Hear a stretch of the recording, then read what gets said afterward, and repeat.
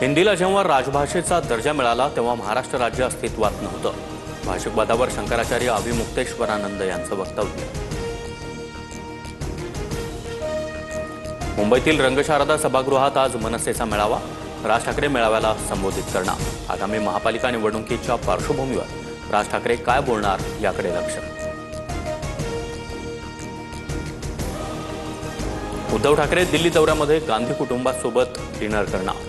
7 ऑगस्टला इंडिया आघाडीच्या बैठकीनंतर रात्री प्रियंका, राहुल आणि सोनिया गांधींसोबत उद्धव ठाकरे यांचं डिनर.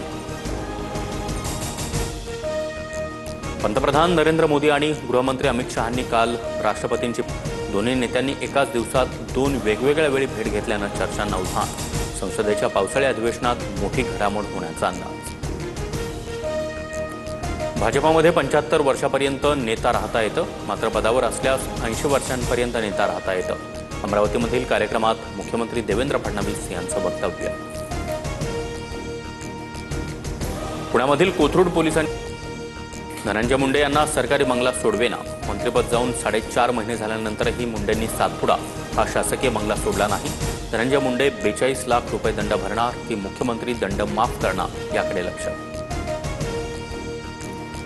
मराठा आरक्षणासाठी मनोज जरांगेंची पुन्हा एकदा चलो मुंबईची हाक. 29 ऑगस्टला मराठा आंदोलक मुंबईत धडकणार, मनोज जरांगेंची घोषणा.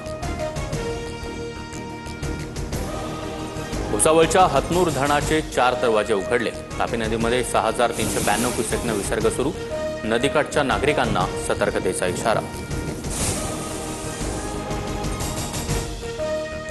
भारत आणि इंग्लंड यांच्यातील 5वा कसोटी सामना शेवटच्या टप्प्यात. विजयासाठी इंग्लंडला 35 धावांची तर भारताला 4 विकेट्सची गरज.